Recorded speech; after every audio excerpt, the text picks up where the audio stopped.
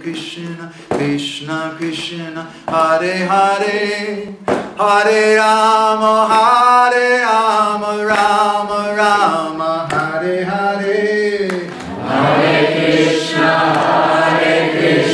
Krishna Krishna, Hare Hare, Hare Rama, Rama Rama, Hare Hare. Shaiva Padambuja Bhakti Labhya, Prema Vidana Parama Vimanta, Tismai Jagan Mangala Mangalaya, Chaitanya Chandraya Namo Namaste, Chaitanya Chandraya Namo Namaste, Chaitanya Chandraya Namo Namaste. Madgavirapi Gopala, Sri Kriyat Kripaya Jari, Tadaiva Sambhaya Pitva, Rishi Yustat Priya Janaha, Shri Krishna Krishna Chaitanya, Sasanatana Rupaka, Gopala Raghunath Apta, Brajabala Pahimam, Vanchakopatarubhyascha, Kripa Sindhuyacha, Patitanam Pavanebhyo, Vaishnavebhyo Namo Namah. Jai Shri Krishna Chaitanya, Prabhu Nityananda, Shri Advaita Gadadhara, Shri Vasari Gaura Bhakta Vrinda. Hare Krishna, Krishna Krishna, Hare Hare, Hare Rama, Rama Rama, Hare Hare. There's a nice verse. Sanjaham Moho Nityam, Paraparada Dharmakaha, Kshama Shamam Hare Radha, Dehi Me Sadharmakam, which nicely describes my situation. Pasanchaham Moho Nityam. I'm always a Pasandi. Pasandi is often translated as atheist. Pasandi also means a kind of wicked person. Pasandi also means a pretender. Someone who's acting like something they're not. Pasanchaham Moho Nityam. I'm always like this. Paraparada Dharmaka. What's my nature? My nature is to commit offenses to everyone. So, Kshamashamam Hare Radha, Dehi Me Sadharmakam. We pray to Srimati Radharani, please forgive me for my offenses. Please make me into a genuine saintly devotee. Move down a little bit, I think.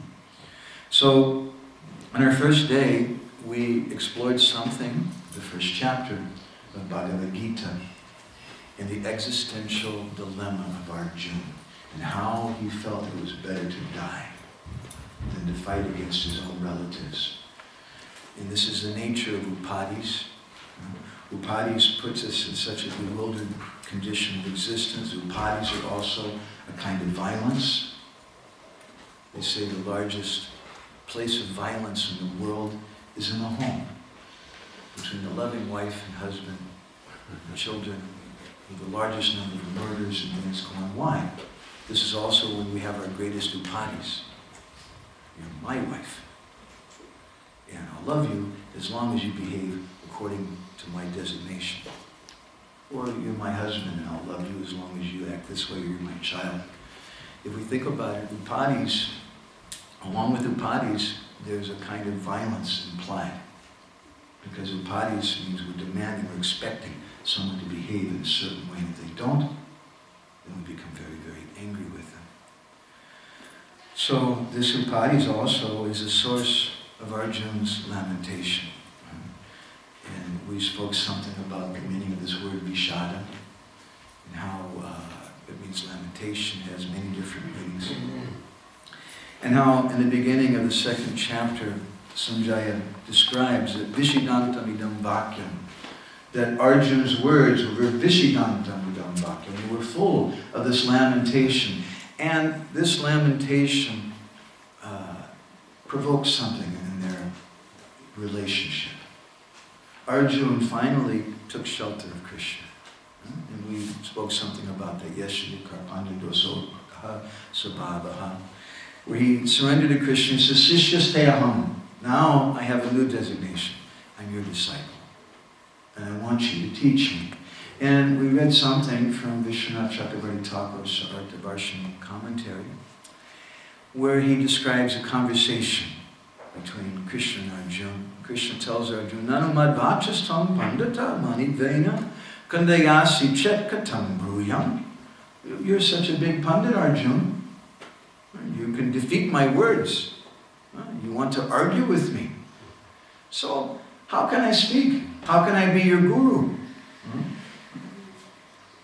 And Krishna tells him, Sakayam tvam katam upadishamiti chet-chaha. How can I be your guru since you're my friend? And Arjuna says, no. Sishyasteham. Now, this is a designation I have. Now, I'm your student. Sadi Sikshaya. You please teach me. So we spoke about how this manifestation of Krishna, Acharya Mam Vijanayam Navamanyeta Karichit, the manifestation of Krishna known as Sri Gurudev, appears before the sincere devotee who's crying in the heart, who's practicing Vishad Yoga. And this is a great mystery, this is a great secret in our line. It's not just some external thing. I've been in the movement for 1 year now. Who should I take as a guru? Can I look at the guru's pictures, please? You got any website URLs or anything you can see? It's not that we pick guru, but Krishna decides who guru is for us. Krishna sends us guru. Sometimes people also say guru picks you. Sometimes there's some problems we've seen with that also. Krishna should pick guru for you. We cry to Krishna, pray to Krishna. And then Krishna appears before us as guru. And as Srila Bhaktisiddhanta said, what we read yesterday, according to the degree of our sincerity. I'd like to read you something from my Guru Maharaj. This is from her book, When Good Fortune Arises. And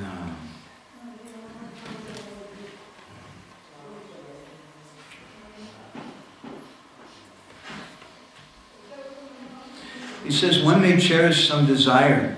I want to do this thing for Krishna, but he should beg for direction. Guru knows what the will of Krishna is, because he's very intimate with Krishna. So a disciple should beg direction from his guru. Just do whatever the guru says, as it is, that's beneficial for you. One should not dictate to guru. Please tell me this thing. Please sanction my request. I want to do this thing or that thing. Don't dictate. Always beg for his direction. Completely depend upon his will, upon what he wants. Don't put forward your desires before him. Don't dictate to him. This is what Arjuna was doing initially. And because of that, Krishna told him, how can I be your guru? You already know so many things. You're such a scholar. You're explaining so many things to me about what is proper social life, how women should be protected, how the community should go on. You know so many things. And you don't want to follow my word because you know so much Shastra. Why should I speak anything to you? Then Arjuna says, no. Please forgive me. Please forgive me. Please teach me. So, when we speak about this Vishad Yoga, or the Yoga of Lamentation, it's on many different levels.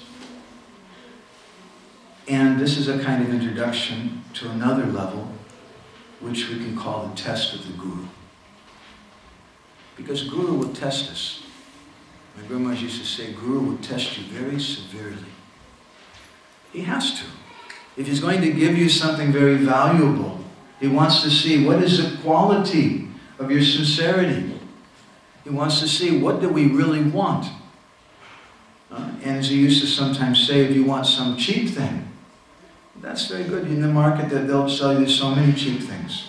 But if you want something valuable, it costs more money. It's more difficult to find. So this is an important principle. Guru always tests the disciple. There's a story, a famous story in Braj. There's one Mahant, one of the acharyas in the Nimbarka Sampradaya, who lived in the late 1800s. He is considered to be the father, in their Sampradaya, the father of the modern Braj Mandal Parikrama. His name is Kati Baba. And he was serving his guru, Devadas, in a very humble way, a very sincere way, helping with the parikrama and doing so much hard work. And some of his godbrothers were becoming a little envious. What does this guy think he is? He thinks he's really advanced. Guru Maharaj is giving so much attention to him. And they were criticizing him.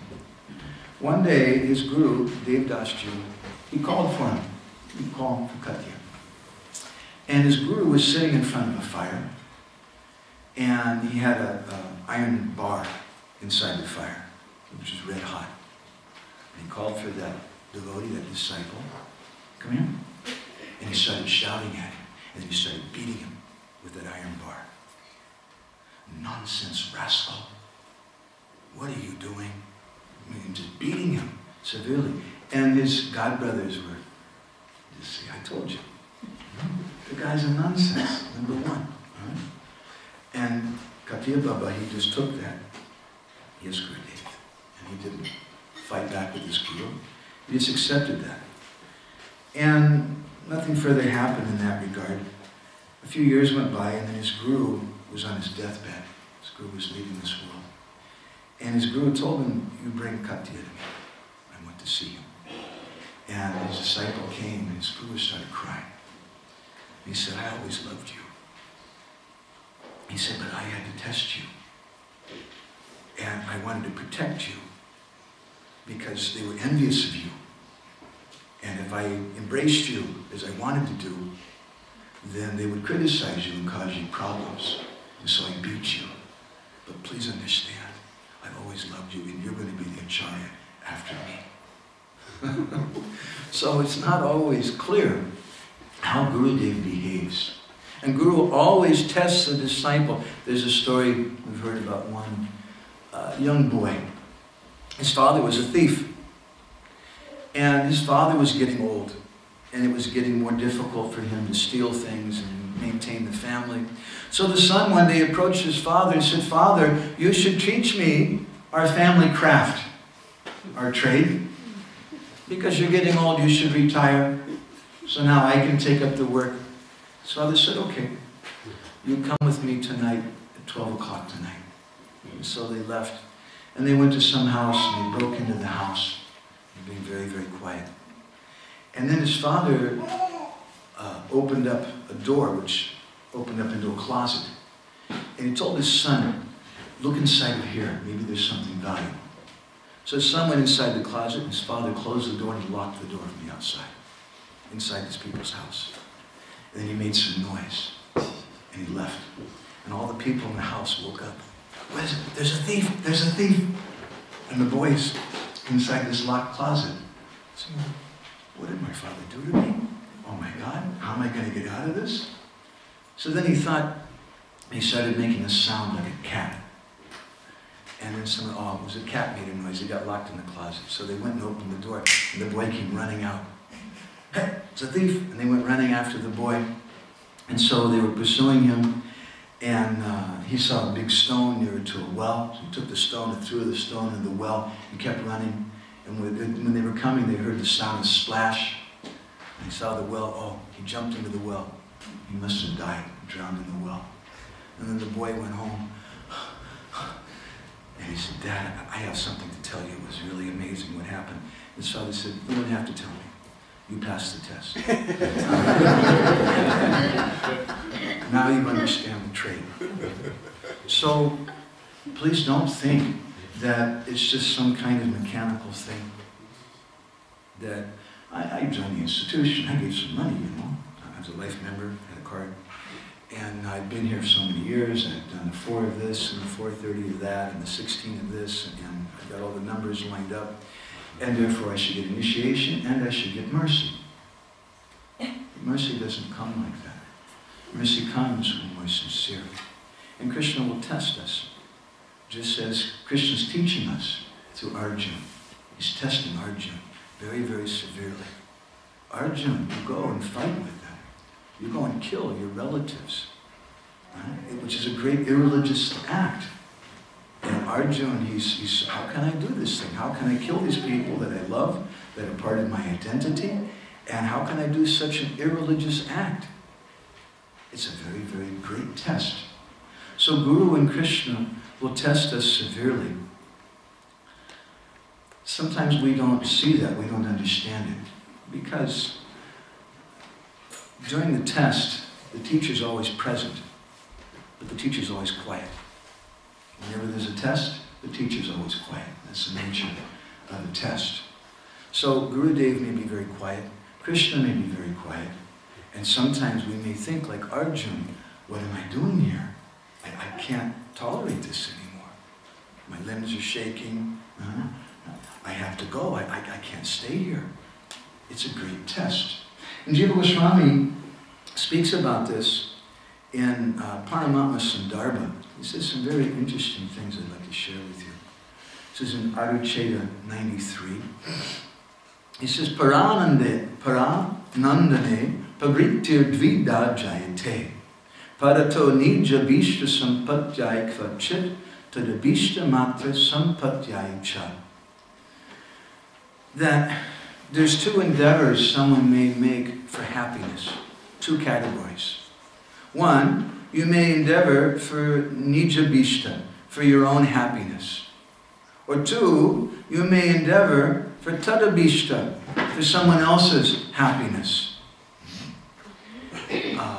And Jiva Goswami, he quotes the Bhagavatam, 10th chapter, the 10th canto, text 14. Yata kantaka vidango janto nechatitam vyatam jiva samya gato lingar na tata vida kantaka. If you see the face of someone who's suffering, someone, it gives an example of someone's been kantaka. Kantaka means a pin or a thorn. Someone's suffering from a thorn. And you've also experienced that pain before. You can understand that pain. And someone who realizes that, they don't want others to suffer in that way. But someone who hasn't been pinpricked by that thorn, they can't understand it. And they may go and they may speak some philosophy. Prabhuji, you should read Bhagavad Gita. We're not this body. I'll tell you a personal story. My wife and I were a few years ago in Jagannath Puri, and we got some very disturbing news. That her father suddenly became sick, and they took him to the hospital, and he was diagnosed with cancer. And he only had a few days left to live. It was a very, very sudden thing. And we were very shocked.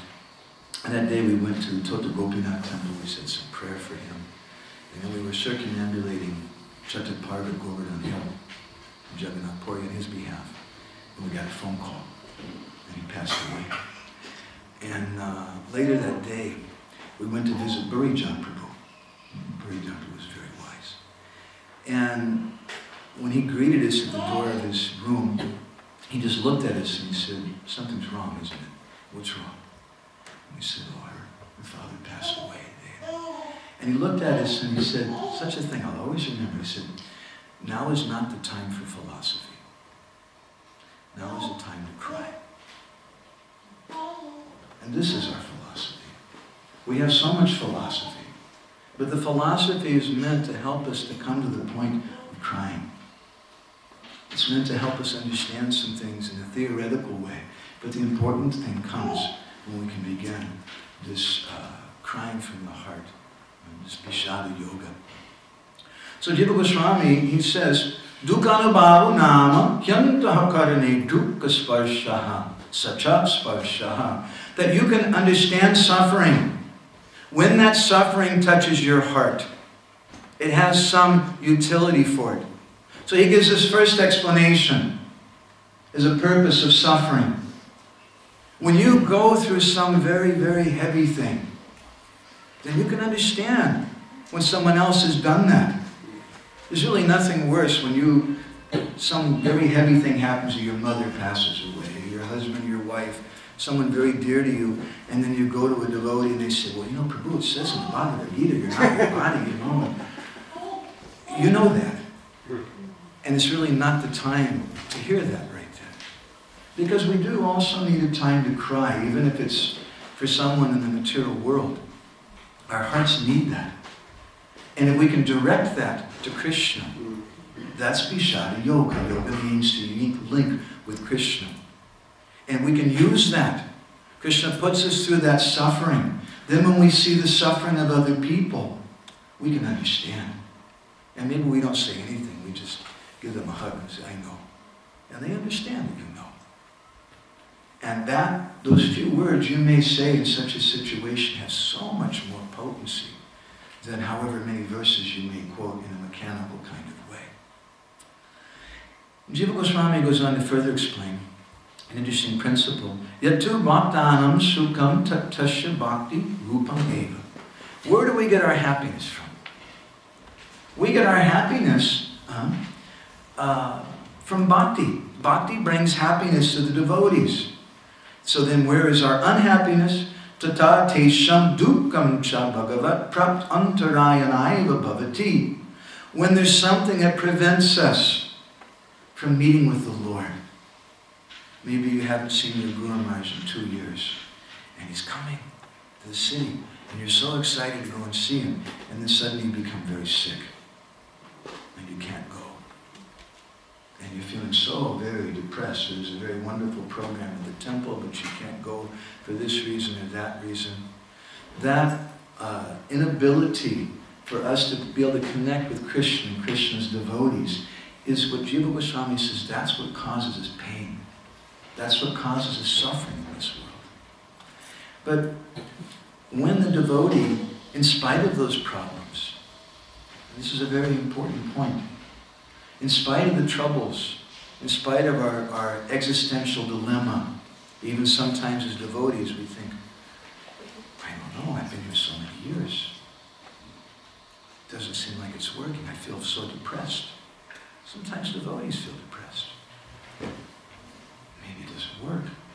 Maybe I should just go. We have some kind of existential crisis like that, like Arjuna is having.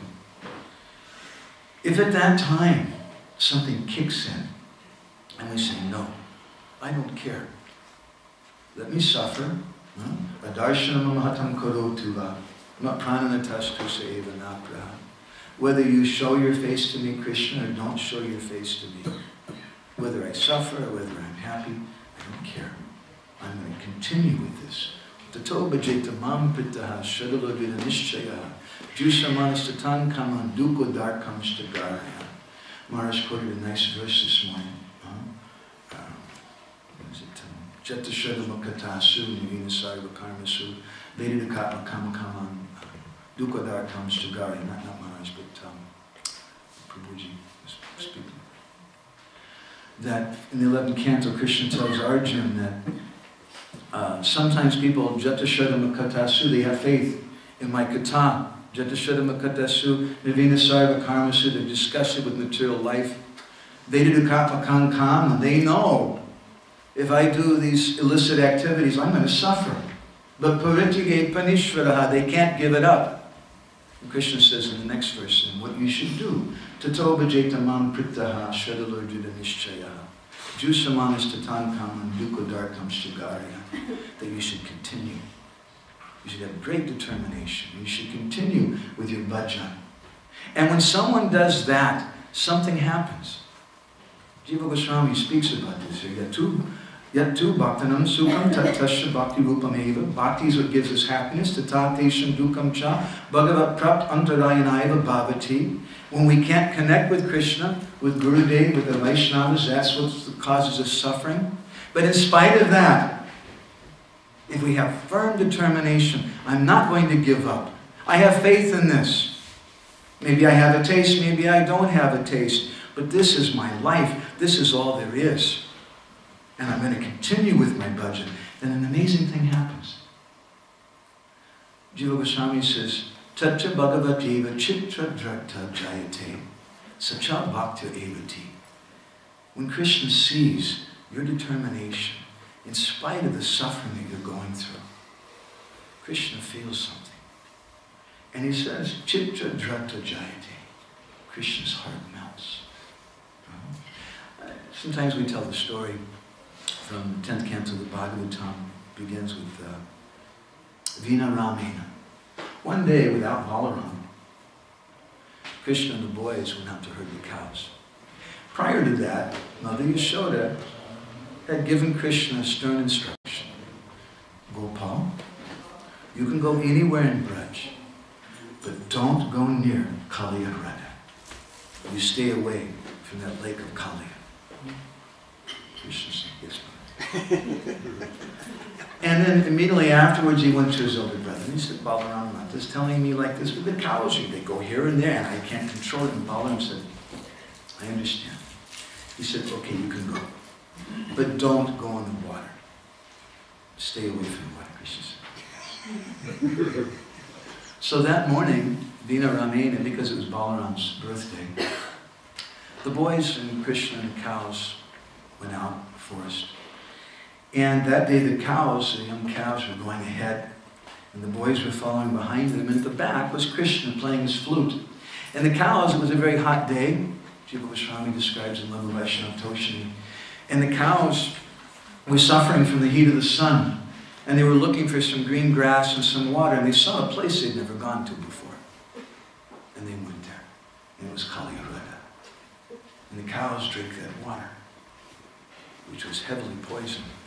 And the cows began to choke and they died. And a moment or two later, when the boys arrived, they're dancing and joking and playing with each other. They stopped and they saw their beloved cows all laying there dead. And the boys were just stunned for a moment. And then they decided, Jiva Goswami says in Gopal Champu, better we kill ourselves. How can we face Krishna? How can we tell Krishna that we failed?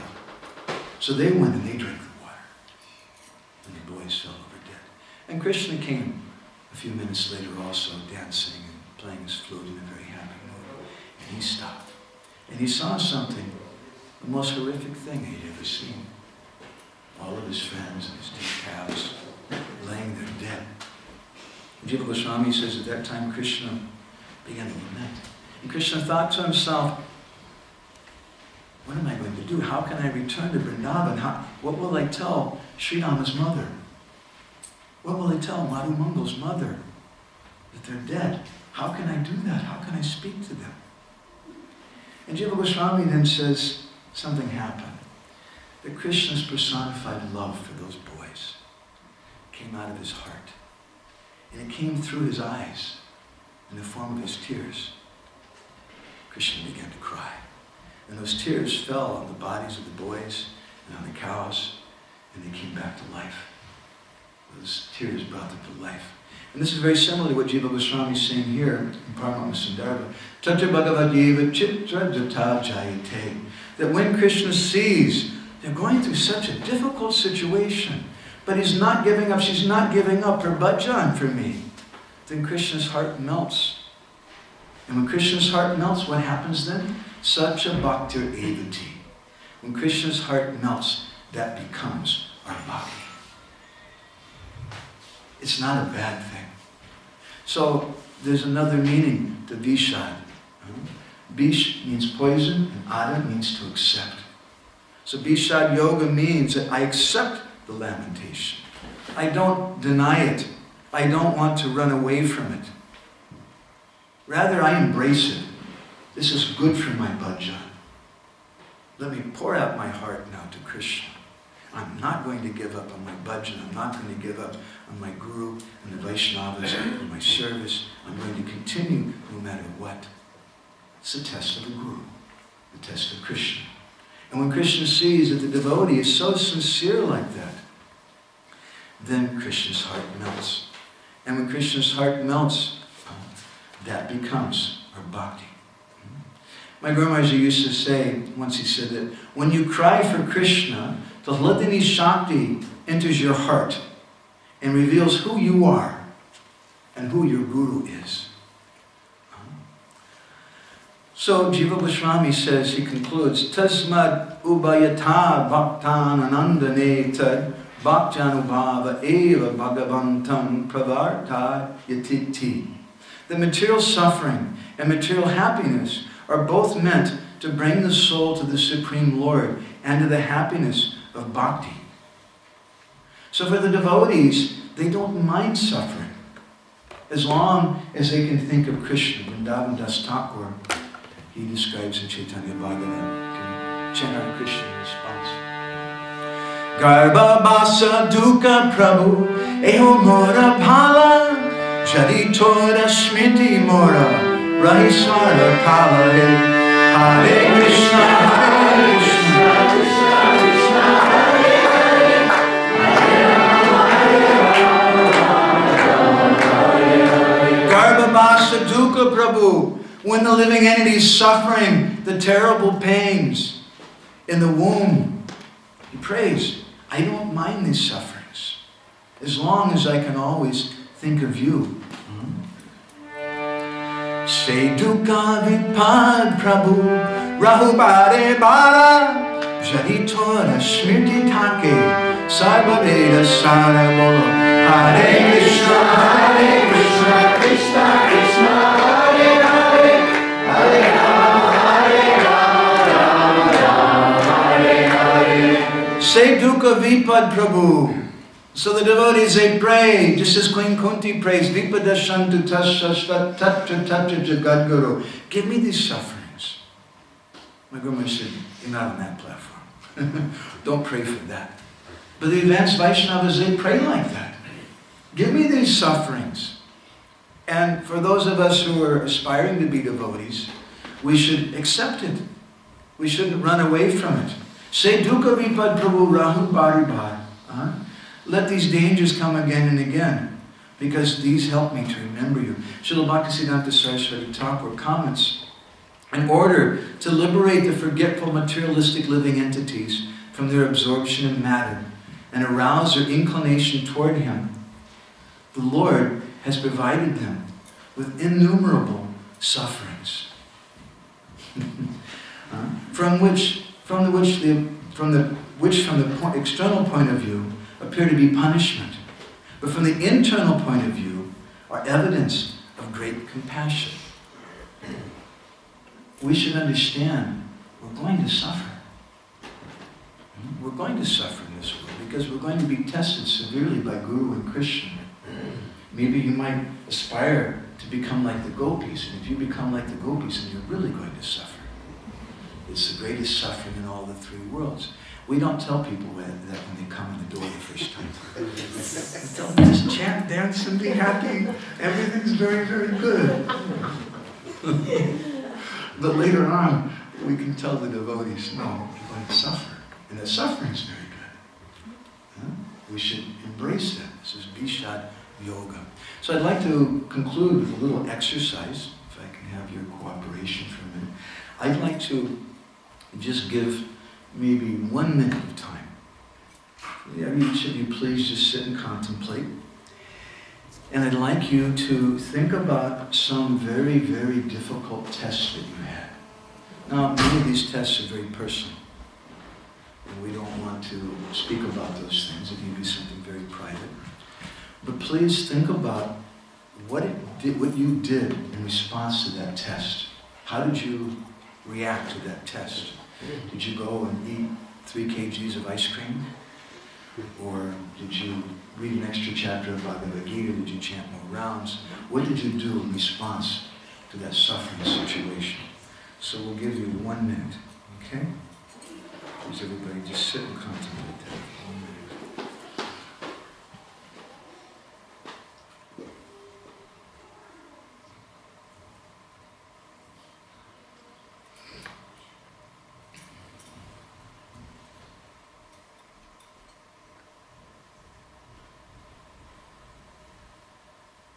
Just think about the most difficult situation you had to face in your life and how you reacted to it.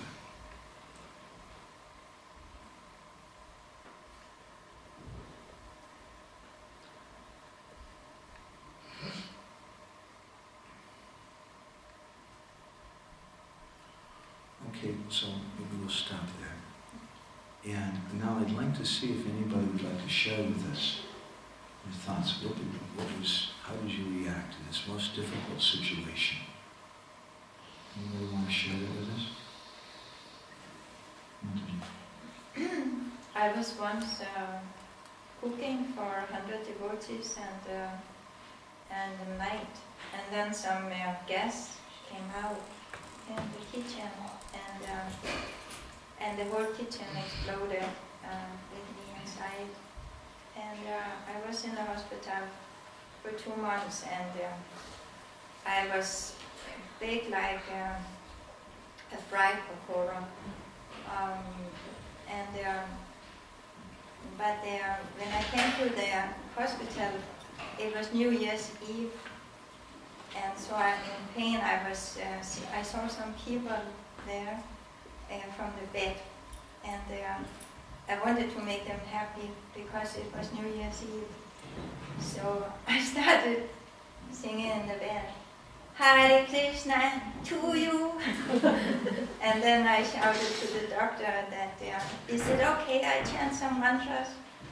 And they said, yes, yes. And I was just screaming, Hare Krishna, like for many months in the bed. And today I'm just very thankful because before that time I couldn't relate really to old people. They were like another species of life.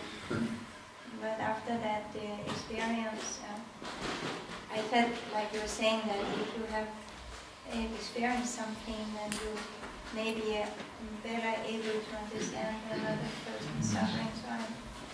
So today I feel very grateful. I don't know if I would be able to react in the same way, but at that time, I got that test at that time. Yeah, I think a little bit able to respond. One thing I found myself and I've heard from other devotees too, that when we're in such a situation, even if we maybe respond in a little bit of a mechanical way, in a very difficult, so we know this is a big test, and we decide I'm going to chant more rounds every day. I'm going to go to the evening programs I usually don't go to, I'm going to do some extra thing. Then it's like your mind has been given instruction, and your mind gets used to, oh, now whenever there's a calamity, whether there's a crisis, this is what I do. I take shelter more. It helps. It's a very nice story, thank you. Anybody else? You don't have to tell your calamity if you don't want it, but the solution. Anybody else want to share a solution with us? How do you add it? Well, I thank the Krishna, and I just pray that now I can follow it with human heart, and it's not possible to follow it with Krishna, which you have to help me to follow. And There's different types of crying. But that kind of crying when we have no hope, when there's no hope, there's no solution for us. That kind of crying is the best kind of crying. That's the deepest kind of crying. That's very nice, thank you. Anything else? Well, it was like a prolonged period, so I have a long time to think about it, or what I would do. In the beginning I was like fighting against it, like not physical pain, but emotional pain. So in the beginning I was like fighting against it, but after some time I start thinking that, well, Krishna has placed the suffering in this world for a reason. So I tried to look at it as, well, kind of a friend, like to embrace it, let it go through me, to see what happened, instead of fighting against it. And I actually found out that letting it go through me, like just letting it go and see what happened with it, actually it cleansed. You know, of course I cried and all the other things, but I felt relieved and cleansed afterwards. And I overcome like the situation, like on the emotional platform, not to see the suffering as my enemy. So we get some wisdom from that, and when you're saying it, that you just let it go through you, it evokes to me the thought of, I'm not trying to be the doer, but Krishna is just up to you, and I can't fight against this thing. And in that situation, we become wise and we learn something. So, any last comments? Anybody? Mataji? I had thrown myself into readings of Bhaktivinoda Thakur. Threw yourself into readings of Bhaktivinoda And Thakur. that brought out the very picture. Oh, that's wonderful. His songs? Songs mainly, but also songs. Also some other things too. Yeah, that's very beautiful. Because they're singing these songs which are full of very powerful feelings, and they're doing it for us. So when we're suffering, when we have this very difficult experience, we should take shelter of those. That's very, very nice. Thank you. So I just want to mention to everybody that we're going to have another session. This is going to be the concluding session. Vishwanath Chakravarti Thakur, in the last chapter of the 10th canto, in his commentary, he says famously, Madhavina Samarpayat. You should finish with something very sweet. So we'd like to speak about how this Vishad Yoga obviously talks about Radha and Krishna and Chaitanya Mahaprabhu. So that will be the day after tomorrow, 12:15 and 1:45. Okay? Thank you very much. Srila Prabhupada ki jai, Samaveda Bhakta Vinda ki jai, Premanandi, Vancha Kalpadushya.